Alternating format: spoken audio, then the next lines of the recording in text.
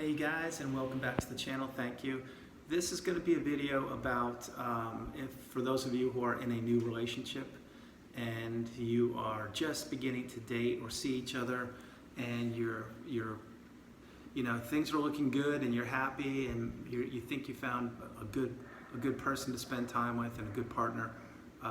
Just a couple signs for you, just to let you know things to look for. So number one would be when you found somebody and say that you're dating and you're seeing each other. If things are moving a little faster than you're accustomed to, I recommend that you take a step back and take a good look at the person you're seeing or being involved with, and just take a solid look at their foundation. Like, who do they associate with? Who are their friends? Do they have a good job? Are they stable? And maybe, I don't know if you met the family yet, but you may want to just take a good look at their foundation. The next thing, number two, would be to don't get all caught up in them. Meaning, don't think that they're the be-all, end-all of the world, because a lot of times when you meet people, maybe you haven't seen somebody in a long time because of COVID, or maybe you haven't been in the dating pool in a long time, or maybe you're just coming out of a divorce, or who knows what your situation is. But just because you meet somebody doesn't mean that they are a good fit for you.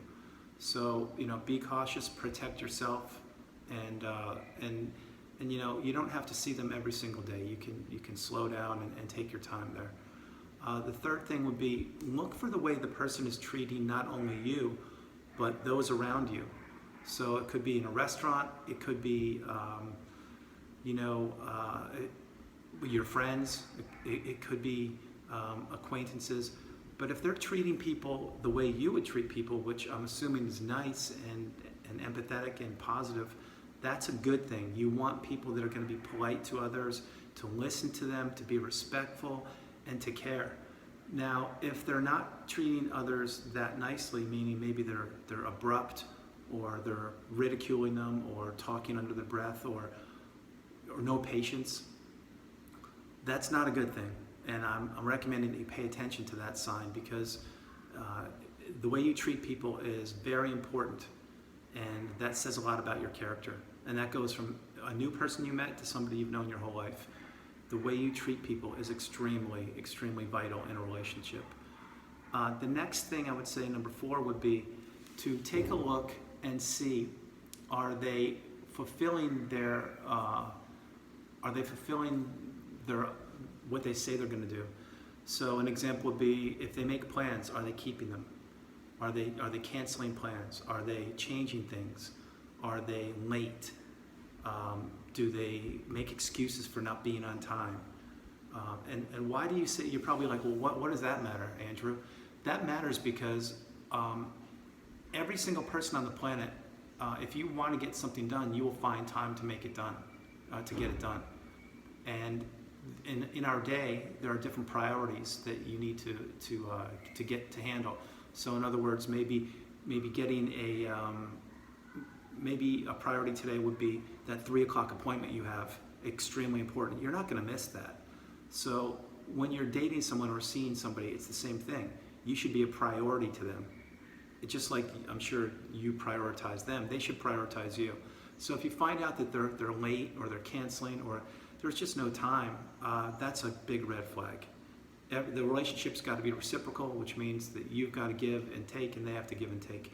If they can't find the time, or if they're squeezing you in when they do find time, red flag, pay attention. Number five would be, see how they want to plan for the future, meaning, like, are they just content with being at home and watching a Netflix movie, or do they want to get out and do things and experience things? This is important, because you want to find somebody that's like you. However, you want to find somebody that challenges you. So whereas me, I don't want to be sitting at home watching Netflix every day. That doesn't do it for me. However, I don't want to be skydiving 3 times a week. I want to find something in the middle, learning new things, exploring new things, bettering myself. And you want to find somebody that's gonna push you. And adding on to that, you want to always be learning. You want to find someone you can learn from, positive things that is, and that you can teach. So you want to always be in the relationship that you're bettering yourselves. You're not stagnant.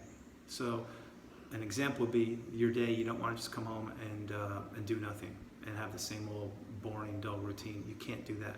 You need to be learning, growing, take a class, get out there, go for a hike, get the most out of life possible. So if the person you're dating or seeing is like that, that's a good thing. You want them to always be pushing you and to be pushing themselves and growing and bettering themselves.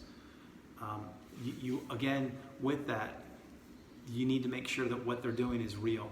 So you don't want them to be trying to impress you and doing things that is not them.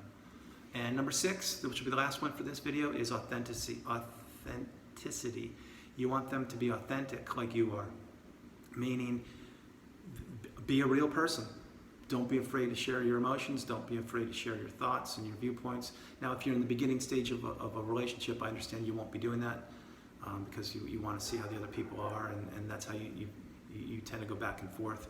But as the relationship develops, you need to be able to open up and understand each other and appreciate where you're coming from and where you are. So if you can be yourself and be authentic and it feels good, you're probably in a good relationship.